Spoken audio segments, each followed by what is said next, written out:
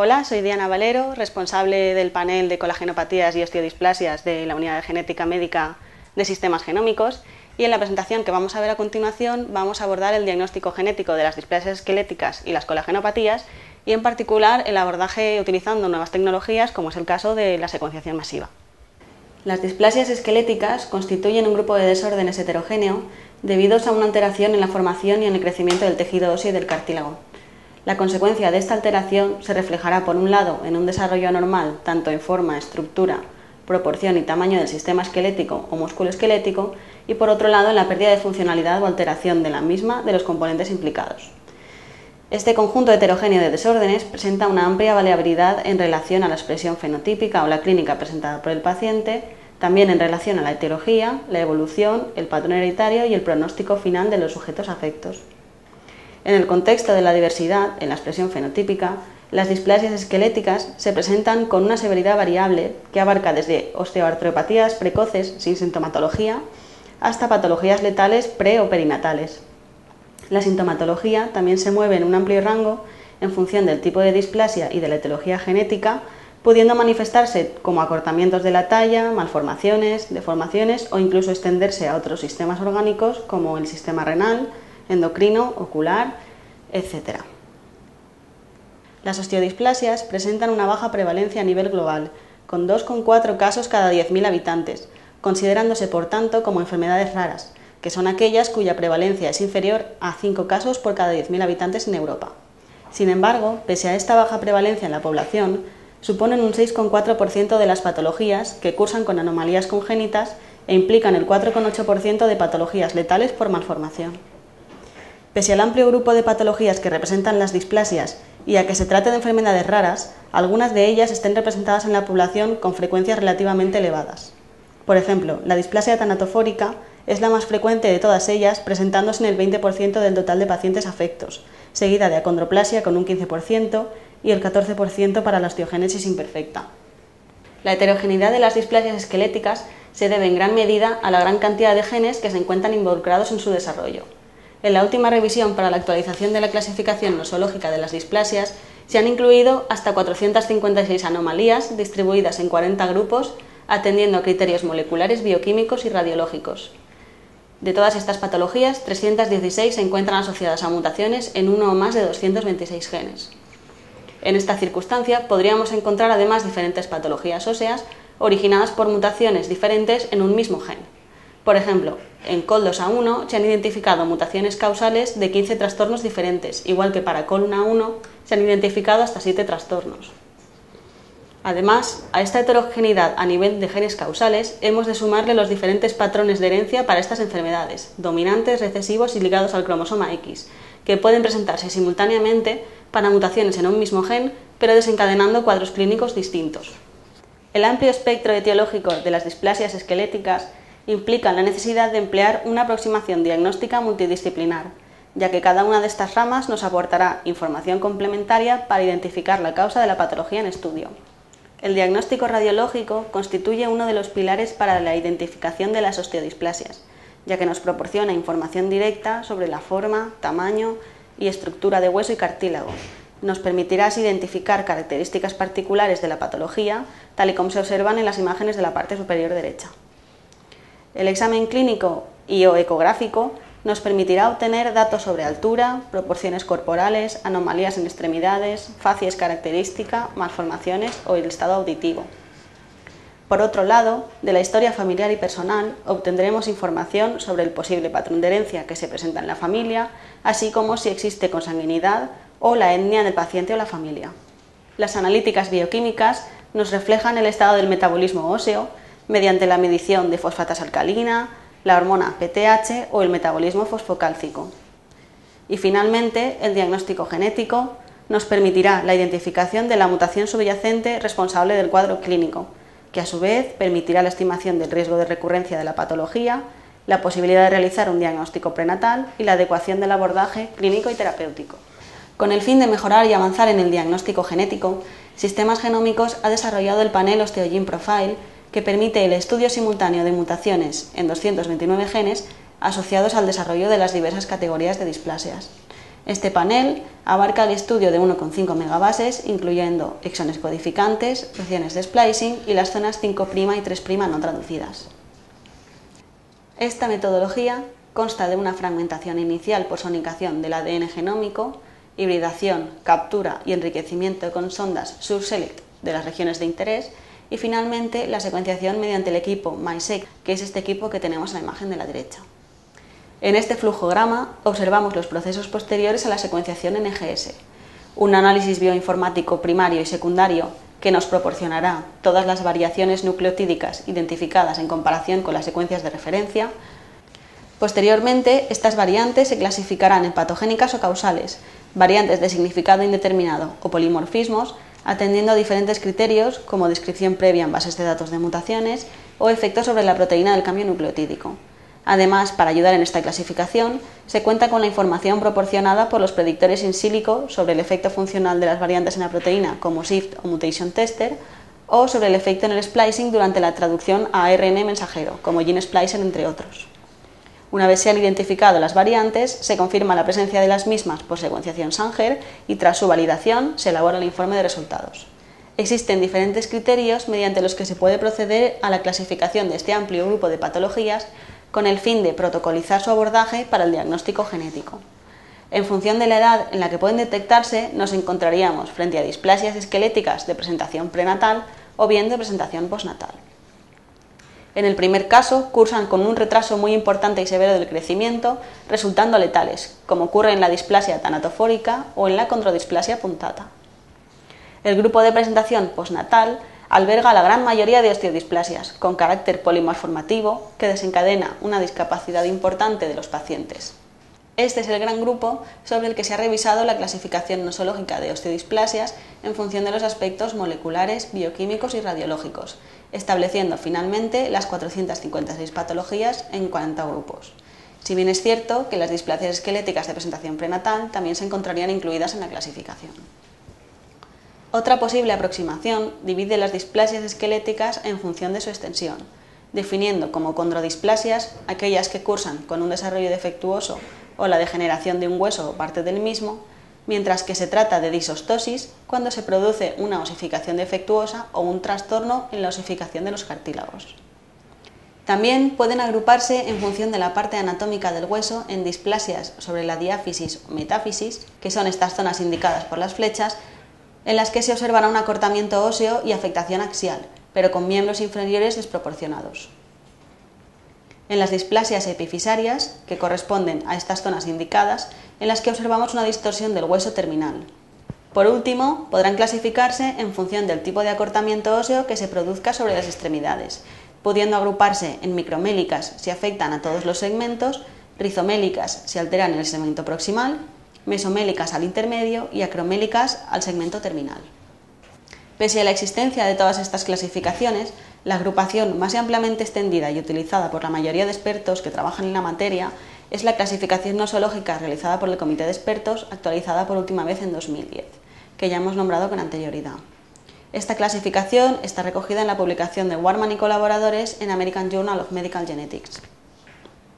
En esta tabla se muestran los 40 grupos de displasias esqueléticas y el criterio que ha sido empleado para su clasificación.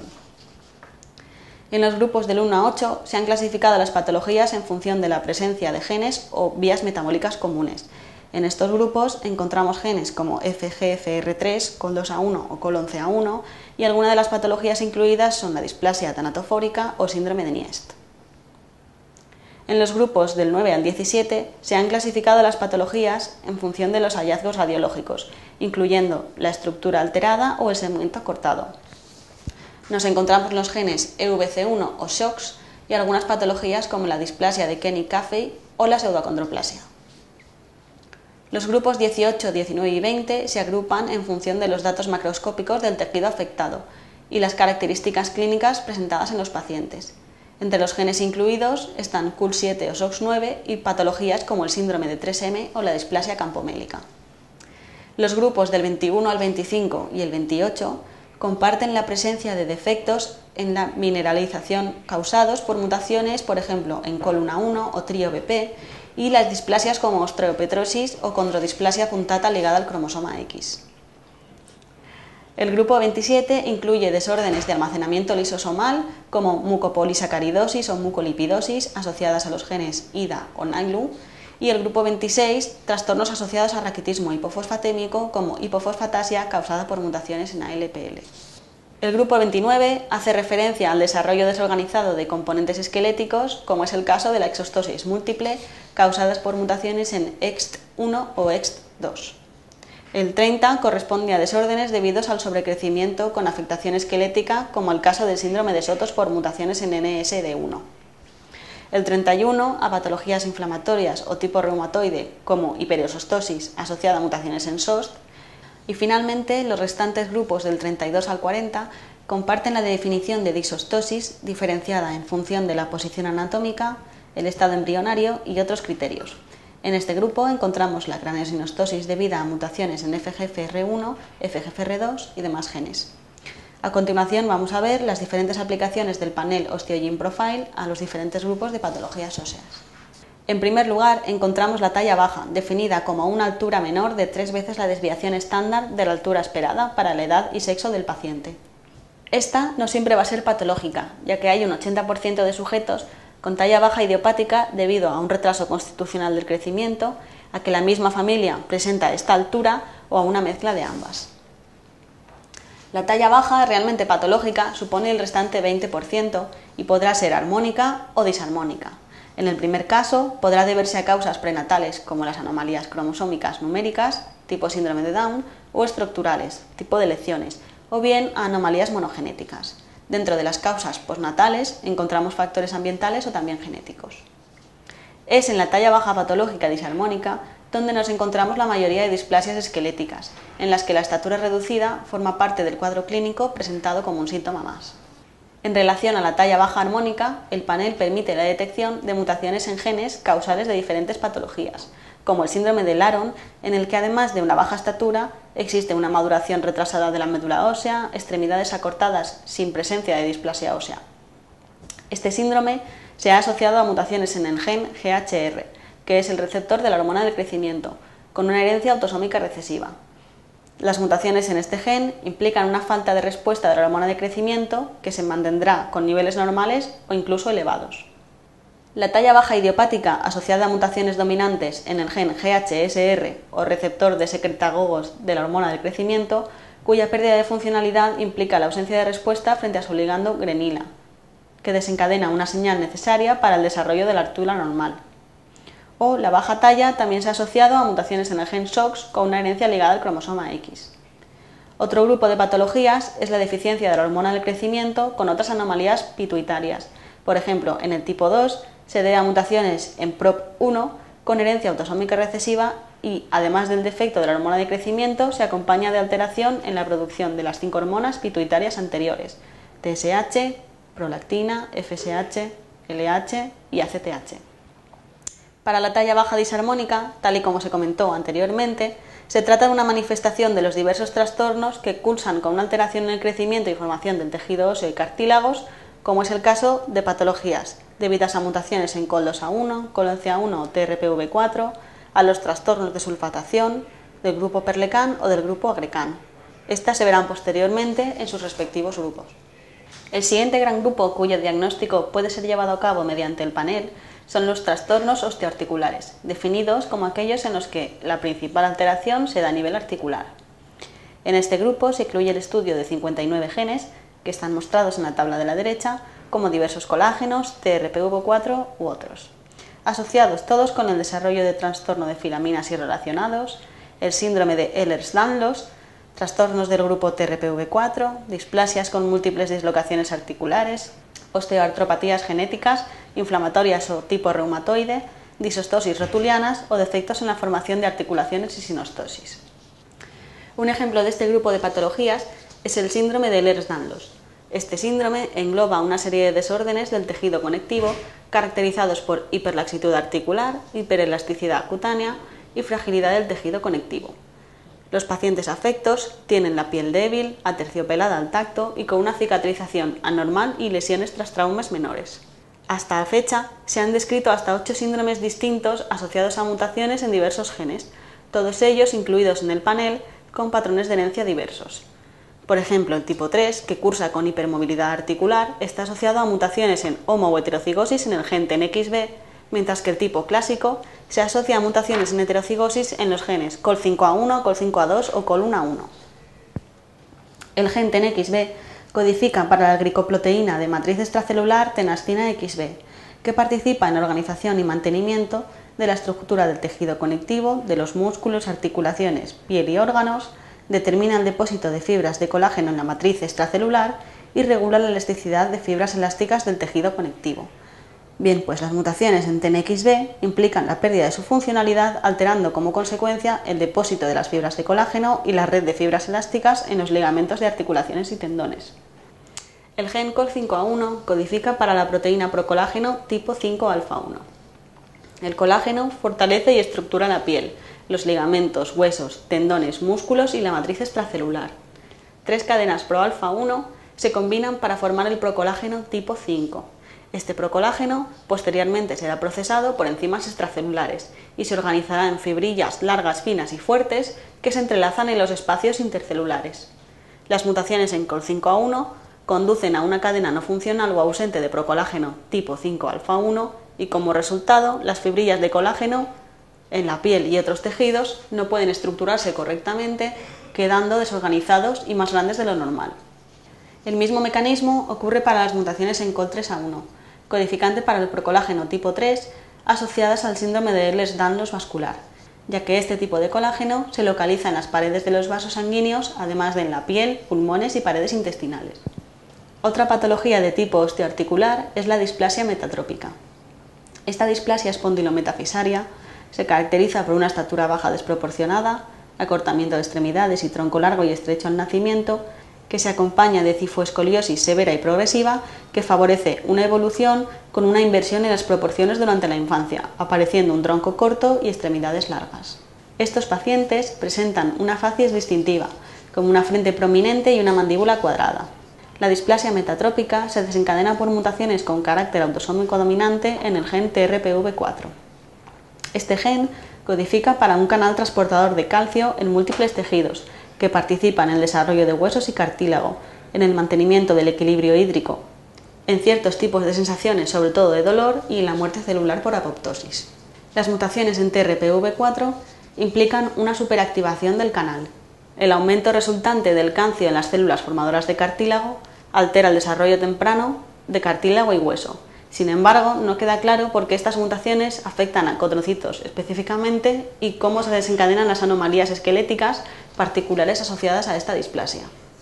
El segundo gran grupo de patologías cuyos genes causales pueden ser estudiados empleando el panel OsteoGene Profile son los trastornos en la densidad ósea, definidos como aquellos en los que existe una disminución, un incremento o un desarrollo anómalo de la mineralización ósea. Este grupo incluye el estudio de 50 genes, mostrados en la tabla de la derecha como CLCN7 o FGF23, entre otros, que están asociados con trastornos por densidad incrementada, sin variación de la forma ósea, densidad incrementada con alteración de la metáfisis y o diáfisis, densidad reducida y osteogénesis imperfecta, mineralización anormal, osteolisis o el desarrollo desorganizado de componentes esqueléticos. Un ejemplo de la gran relevancia para este grupo es la osteogénesis imperfecta, con una prevalencia de 1 a 2 casos cada 10.000 habitantes, en el que existe un aumento de fragilidad ósea, baja masa ósea y susceptibilidad a fracturas con o sin trauma. Además, se puede acompañar de talla baja, dentinogénesis imperfecta e hipoacusia de forma variable en función del tipo. La osteogénesis imperfecta se presenta comúnmente como una patología con herencia autosómica dominante, causada por mutaciones mayoritariamente en COL1A1 seguido de COL1A2, en 4 formas o tipos diferentes. De todas estas, la más severa es la tipo 2, con carácter letal tras el nacimiento, presentando una clínica con múltiples fracturas, platispondilia, mineralización craneal débil, compresión de huesos largos y escleras característicamente azul oscuro, tal y como se observa en las imágenes. Las formas recesivas son menos frecuentes, causadas por los genes descritos en la tabla como SERPINF1, CRTAP o LEPRE1. De todas ellas, la de mayor incidencia es la de tipo 6, asociada a mutaciones en SERPINF1 y acompañada de deformidad ósea y dentinogénesis imperfecta, como vemos en las imágenes. El gen SERPINF1 codifica para la proteína serpina F1 perteneciente a la familia de las proteínas inhibidoras de serin proteasas. Sin embargo, no muestra actividad inhibidora, sino que es secretada e inhibe potentemente la angiogénesis. Además, es un factor neurotrófico implicado en la diferenciación neuronal en células de retinoblastoma. No está muy claro cómo las mutaciones en este gen desencadenan la sintomatología asociada a la osteogénesis imperfecta. Pese a que no se han identificado alteraciones en la estructura y organización de las fibras de colágeno tipo 1, sí se ha asociado un efecto opuesto al factor de crecimiento del endotelio vascular.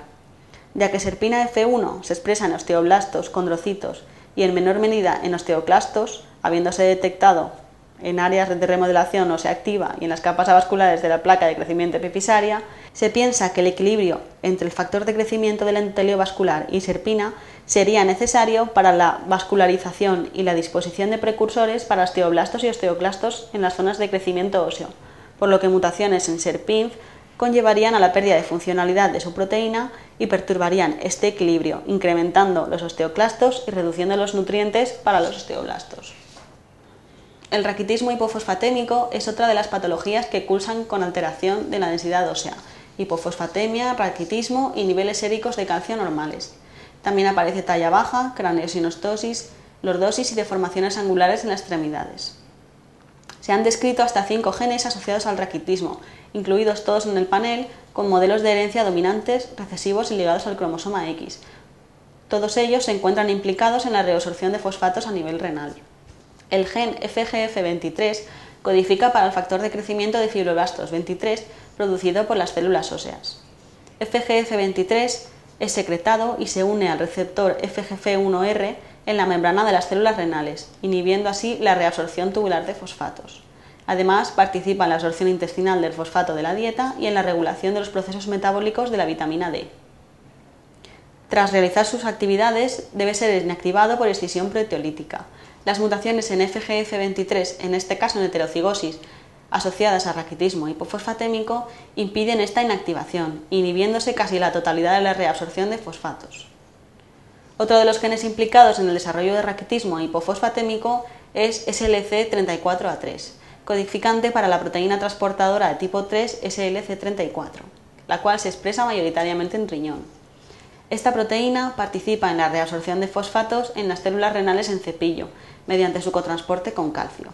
Por este motivo, las mutaciones en homocigosis en este gen impiden la reabsorción de fosfato y la eliminación de calcio, desencadenando como consecuencia raquitismo hipofosfatémico con hipercalciuria. El siguiente grupo de patologías cuyos genes causales pueden ser estudiados empleando el panel son las condrodisplasias y las disostosis craneales y vertebrales, en los que existen anormalidades en la formación y el crecimiento del cartílago. Este grupo incluye el estudio de 46 genes que se muestran en la tabla, como ALX3, MM, P20 o LBR, que se encuentran asociados a trastornos de sulfatación, displasias espondiloplásticas severas, condrodisplasia puntata, displasias neonatales osteoescleróticas, así como otras no incluidas en la actualidad en la clasificación nosológica, como amelogénesis imperfecta, dentinogénesis imperfecta o displasias de la dentina. La condrogénesis supone una de las displasias esqueléticas letales de mayor frecuencia. Se presenta como un acortamiento micromélico con hipoplasia de tórax, hidrops fetal, tronco corto y distensión abdominal que se acompaña de una escasa mineralización ósea, múltiples placas óseas en la calota y osificación de cuerpos vertebrales y pubis ausente o mínima, como observamos en la figura. Se han descrito dos formas distintas, el tipo 1, letal, causada por mutaciones de carácter autosómico recesivo en los genes TRIP11 o SLC46A2, en la mayoría de casos, y una forma dominante o tipo 2, no siempre letal, que se acompaña de un cráneo alargado y paladar hendido, el cual se debe a mutaciones en COL2A1.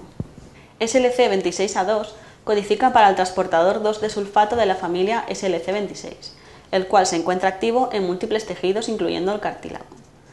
Los condrocitos necesitan los iones sulfato para constituir los proteoglicanos que confieren al cartílago su estructura de tipo gel. La parte derecha de la figura muestra el entramado que constituyen los proteoglicanos junto con las hebras de colágeno esenciales para la funcionalidad del tejido.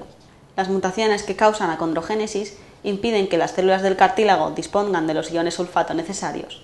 Debido a que gran parte del esqueleto se desarrolla a partir del cartílago antes del nacimiento y en la primera infancia, las mutaciones en este gen impiden el desarrollo y crecimiento normal de los huesos, desarrollando las anomalías esqueléticas observadas en esta patología. El gen COL2A1 codifica para la proteína procolágeno tipo 2-alfa-1, particularmente abundante en el globo ocular, oído interno y núcleo pulposo de los cuerpos vertebrales. Al igual que para el resto de proteínas colágeno, 3 moléculas de procolágeno tipo 2 forman la triple hélice, son procesadas para formar el colágeno 2 maduro y se organizan en fibrillas alargadas, uniéndose entre ellas con enlaces cruzados. Por esto las mutaciones en COL2A1 impiden la producción normal de colágeno tipo 2 maduro. La condrodisplasia puntata es otra de las displasias más severas de carácter letal. Se caracteriza por la presencia de calcificaciones punteadas en el tejido blando periarticular, tal y como se muestra en la radiografía, junto con alteraciones cutáneas, dismorfías craneofaciales, acortamiento de extremidades, talla baja y retraso mental grave. Existen 5 formas de condrodisplasia, cada una de ellas asociadas a mutaciones en diferentes genes, tal y como se observa en la tabla, siendo las más frecuentes las debidas a mutaciones en EBP y PEC7, con herencias ligadas al cromosoma X o autosómicas recesivas respectivamente. EBP codifica para la isomerasa 3-beta-hidroxiesteroide delta 8 delta 7, que participa en la biosíntesis de colesterol. El colesterol es esencial para el desarrollo embrionario, las membranas celulares y la biogénesis hormonal y de ácidos biliares. Las mutaciones en este gen impiden la síntesis de colesterol y favorecen la acumulación de intermediarios potencialmente tóxicos. Los niveles bajos de colesterol y una acumulación de sustancias interrumpen el crecimiento y el desarrollo de muchos sistemas del cuerpo. PEC7 codifica para el factor 7 de biogénesis de los peroxisomas, que se encarga de importar enzimas al interior de los mismos. En la imagen corresponden al grupo de proteínas denominadas PTS1 que se unen a la proteína a importar. Una de las más importantes es la alquilglicerona P-sintasa, requerida para la síntesis de plasmalógenos que constituyen las membranas celulares. Además, también importa la tanoil-CoA hidroxilasa, necesaria para la obtención de energía desde el ácido tánico. La síntesis impedida de plasmalógenos de la membrana celular parece ser la causa de los signos y síntomas, pero hasta la fecha no han sido descritos los mecanismos responsables del desarrollo de la condrodisplasia puntata. El cuarto grupo de patologías cuyos genes causales han sido incluidos en el panel son las osteodisplasias no sindrómicas, descritas como trastornos oseocartilaginosos localizados en estructuras anatómicas particulares. En este grupo se incluye el estudio de 64 genes que observamos en la tabla de la derecha, como FGFR1, OBSL1 o TRPC2, entre otros muchos. Estos se encuentran asociados a múltiples patologías, como pueden ser las displasias epifisarias, metafisarias, acromélicas, meso o rizomesomélicas, displasias de huesos curvados o huesos estrechos, displasias craneales, braquidactilias, polidactilias o displasias costales con hipoplasia del tronco. Un ejemplo común de osteodisplasia no sindrómica son las displasias epifisarias múltiples, ya que son las displasias no letales más frecuentes, en las que característicamente aparecen centros de osificación secundarios tardíos, sobre todo en cadera y extremidades inferiores, como vemos en la radiografía, con la consiguiente aparición de dolores articulares, osteocondrosis repetidas y artrosis temprana. Tal y como se muestra en la tabla, existen 6 tipos de displasias epifisarias múltiples, todas con modelos de herencia dominantes debidas a mutaciones en COMP, COL9A1, COL9A2, COL9A3 y MATN3, excepto el tipo 4, que se hereda por mutaciones de carácter recesivo en el gen SLC46A2. El gen COMP codifica para la proteína COMP localizada en la matriz extracelular, alrededor de tendones, ligamentos y condrocitos, y participa en la proliferación y apoptosis, en el movimiento celular y en el anclaje de determinadas estructuras. Hasta la fecha, las mutaciones descritas en este gen se producen en los dominios tipo 3 y C terminal y conducen al plegamiento incorrecto de la proteína en el retículo endoplásmico. El gen MATN3 codifica para la proteína matrilina 3, localizada en la matriz extracelular, también alrededor de tendones, ligamentos y condrocitos, y participa, interaccionando con COMP y los colágenos tipo 2 y tipo 9, tal y como muestra la figura, en la organización del colágeno y otras proteínas del cartílago necesarios para la formación del cartílago y hueso. Las mutaciones en ambos genes impiden su plegamiento y su transporte desde el retículo endoplásmico, donde quedan agrandando la célula hasta que el condrocito muere. Esto conduce a la formación de un cartílago anormal que probablemente se descompone con facilidad, que ocasiona la osteoartritis de inicio temprano. La disostosis cleidocraneal constituye otra de las patologías de mayor relevancia dentro de las displasias esqueléticas. Afecta particularmente al cráneo, presentándose con fontanelas grandes y abiertas, retraso en las suturas craneales, aspecto brachiocefálico y una frente ancha y plana.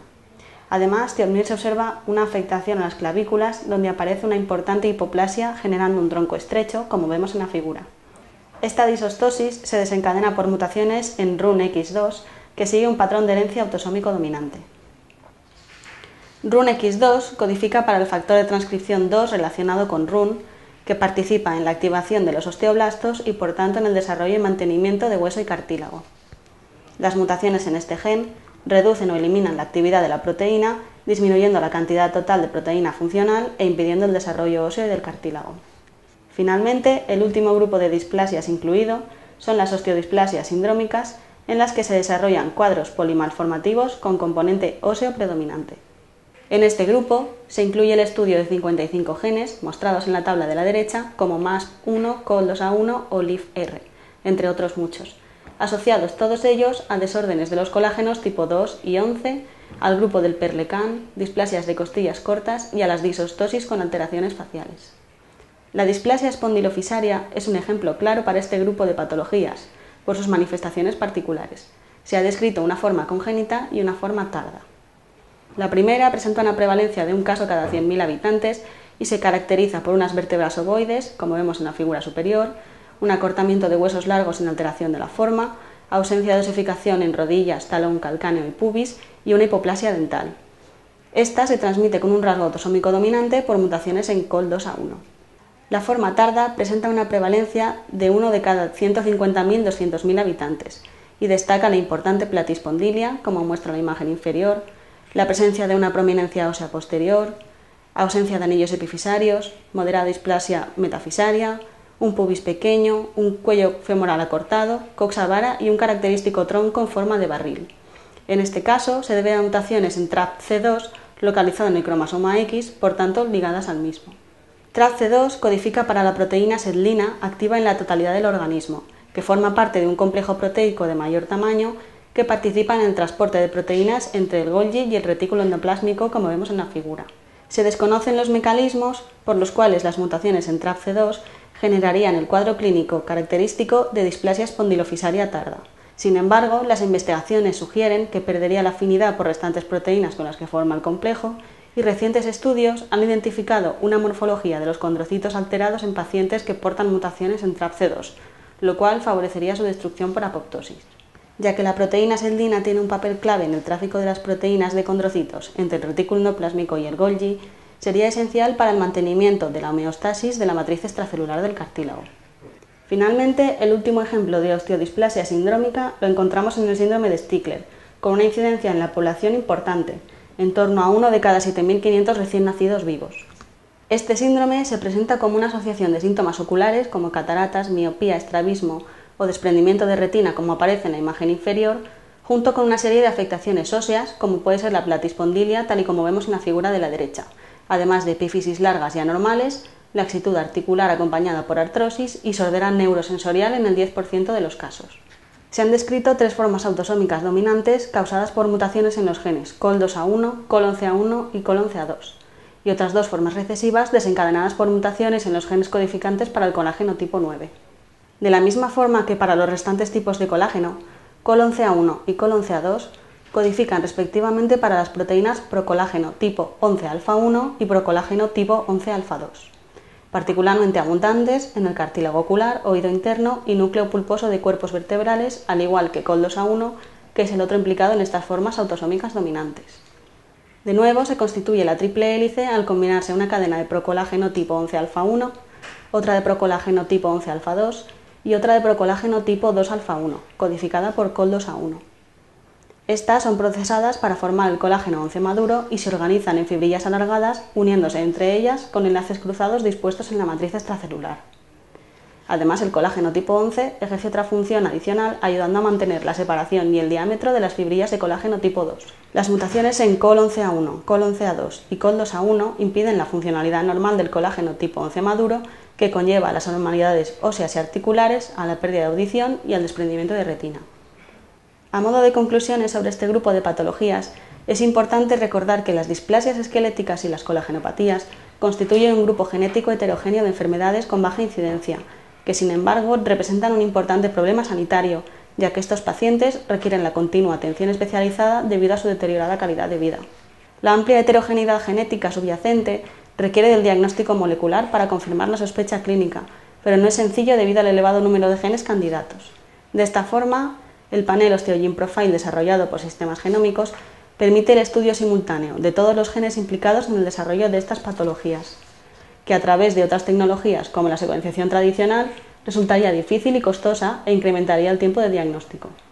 Este es el panel Osteogene Profile tal y como se encuentra desarrollado hasta hoy. Sin embargo, en Sistemas Genómicos continuamos trabajando para actualizar el panel y adaptarlo a las necesidades clínicas y diagnósticas actuales.